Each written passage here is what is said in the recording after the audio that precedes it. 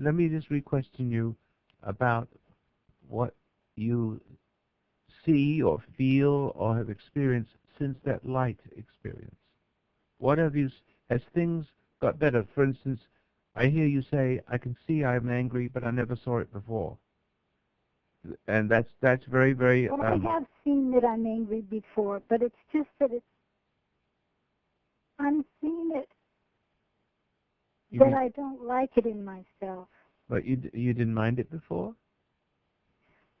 Well, I didn't like it before. I always felt uncomfortable with it. But you did enjoy it.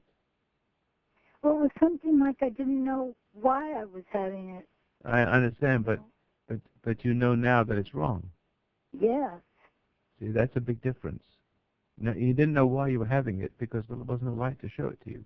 Now you can see, just a minute. Now I can amplify that for you. That anger is energy to keep you from, to motivate the ego self. See, the ego, it needs fuel, and you have to fail, you have to fall, you have to get upset.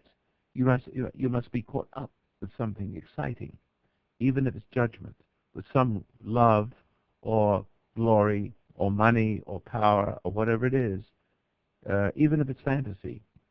The ego needs a rush of feeling that makes it feel important, and anger is a cheap thrill. Resentment is free. All you have to do is be resentful to this person, have a secret life, and you can be a nice, sweet person on the surface, but secretly you have these thoughts about people. You never tell what you think about them, and what you think of them may be true or untrue. Mostly untrue, because you can't tell about a person's life by, just seeing what they do. You can't interpret everything. You're not God. But the point is, you enjoy these judgments anyway, and people do. And this is the reason for divorce, bad judgments, wrong relationships, just being lost in general, and hopeless and depressed, for which you get pills. It's a spiritual malaise. It's a person who's lost their way. And anger keeps you blinded, and so does all the excitements, music, love, excitement, entertainment, drugs, alcohol, pills from your doctor. Everything keeps you blind. Because people are feeling creatures. Because the ego's the ego's worth only comes from a sense, a feeling of worth. And that's why there are people who provide feelings, provide the illusions of worth through feelings. They make you feel good about yourself.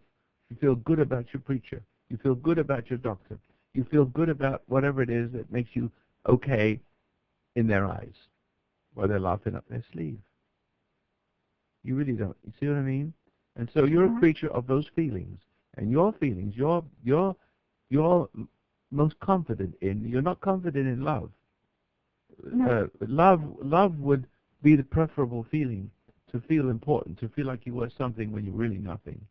Nobody wants to feel important, and love is one of the most things that can make you feel most important. However, eventually you find that love of the world fails, and when it fails, what you've got is the other side of it: hate, judgment. Because you see, in the end, the ego is God, a king and judge. You judge people good and you judge people bad. You judge people good and you judge people bad. You're always puffed up with one extreme or the other because you're playing God yourself and you don't even know it. You're not even conscious of the fact that you're playing God because you shut the real God out. But the real God follows you as a conscience.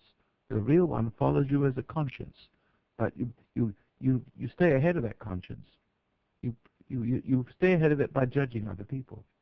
You puff up and you feel superior in a wrong way. You're feeling right in the wrong way. And therefore, greater depression, more and more unhappiness, more and more bipolar, whatever illness, it comes from the extremes like that. So what, if I would just wind it up for you, because I'm taking you for a long journey, it is anger is a cheap thrill, is a cheap high. It's the only thing you have left when there's no more love, there's no more prettiness, you've got nothing else to give, and you're cast aside and you're alone, and you're bitter, and that drives love away. both the good love from the God and the love of the world. You have neither. All you've got is bitterness and anger, and yet you're a nice person on the surface. Nobody knows why you're dying. Got it?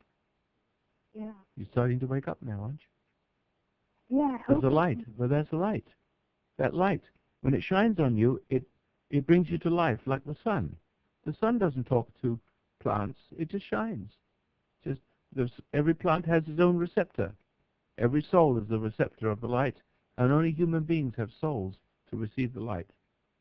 And you're receiving codes of light, like rays of light, and it doesn't talk to you with words. It just reveals itself in the world that extends from you. It's a magical world. Either you're part of what's wrong with the world, or you're part of what's right with the world. There aren't many people who know how to extend what's right into the world. Mostly they're instruments, but what is wrong, whether they like it or not.